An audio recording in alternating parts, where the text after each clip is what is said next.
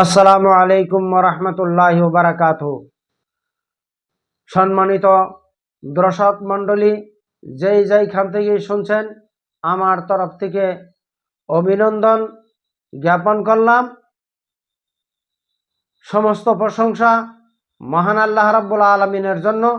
তারপর আমাদের বিশ্বনবী হযরতে মুহাম্মদে মুস্তাফা আহমদে মুস্তাফা সাল্লাল্লাহু আলাইহি সাল্লামের উপর হাজার হাজার দরুদ বর্ষিত হোক। আল্লাহুম্মা সাল্লি আলাইহি আল্লাহুম্মা বারিক আলাইহি। রাসূল সাল্লাল্লাহু আলাইহি সাল্লাম বলেন, কুল্লু বিদআতিন যালালা ওয়া কুল্লু যালালাতিন ফিন্নার।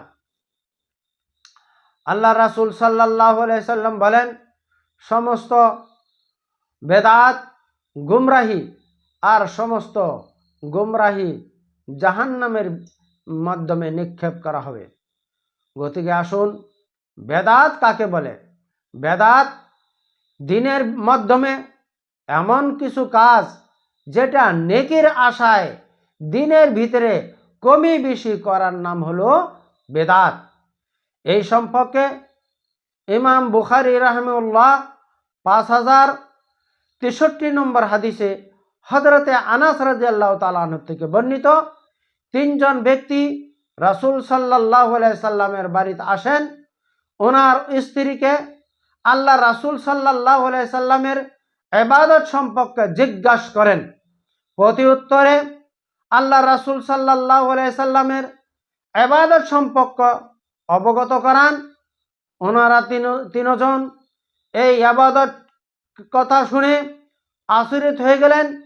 তারা নিজেকে নিজে ছোট্ট বলে মনে করলেন, আর এই কথা বললেন, যার আগের গুনাহ পিছের গুনাহ সমস্ত গুনাহ মাফ হওয়া সত্ত্বেও আল্লাহ রাসূল সাল্লাল্লাহু আলাইহি সাল্লাম এত ইবাদত করছেন।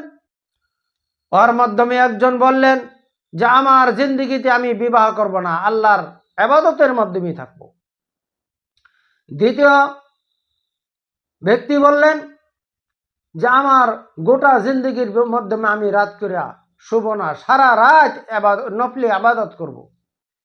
তৃতীয় নম্বর ব্যক্তি বললেন যে আমার জিন্দেগির ভিতরে আমি দিনের মধ্যে কোনো দিন পানাহার করব না, অর্থাৎ সারা বছর আমি রোজায় রোজা থাকব। আল্লাহ রাসূল সাল্লাল্লাহু আলাইহি সাল্লাম কে অবগত করালেন। আল্লাহ রাসূল সাল্লাল্লাহু আলাইহি সাল্লাম মসজিদে নববীতে আসলেন। এসে হিরে রাগান্বিত হয়ে সাহাবাদেরকে সম্বোধন করে এই কথা বললেন, কাজা ওয়া কাজা, তোমরা আমার বাড়িতে যেয়ে এরকম বলেছ। সাহাবারা প্রতি উত্তরে বললেন যে জি। আল্লাহ রাসূল সাল্লাল্লাহু আলাইহি সাল্লাম বলেন, শোনো, আমি বিবাহ শাদী করেছি, আমার ছেলে পেলে হয়েছে, আমার সংসার হয়েছে, আমার সংসার আমি বুঝি, আমার সংসার আমি করি। আমি রাত্রে ঘুমাই, আবার পুনরায় রাত করে ইবাদত করি। আমি রোজা রাখি, আবার রোজা থাকি। তার মানে এই কথা আল্লাহ রাসূল সাল্লাল্লাহু আলাইহি সাল্লাম বলতে চাইছেন যে একতরফা ইবাদত শরীয়তের মাধ্যমে চলবে না। অথচ সাহাবাদের কোনো খারাপ নিয়ত ছিল না, উদ্দেশ্য ভালো ছিল আল্লাহর জন্য। কিন্তু এই কথা রাগান্বিত কেন হলেন? এই জন্যই যে এটা রাসূল সাল্লাল্লাহু আলাইহি সাল্লামের তরিকা মতন না। গতিকে আল্লাহ রাব্বুল আলামিনের কাছে দোয়া করি, হে আল্লাহ রাব্বুল আলামিন, সমস্ত বেদাত এবং শিরকের থেকে হেফাজত করো। হে আল্লাহ রাব্বুল আলামিন, বিশ্ব জাতিকে এই শিরক বেদাতের থেকে মুক্ত করো এবং দূরে রাখো। আমিন। ওয়া আখির দাওয়ানা আনিল হামদুলিল্লাহি রাব্বিল আলামিন। ওয়াসসালামু আলাইকুম ওয়া রাহমাতুল্লাহি ওয়া বারাকাতুহু।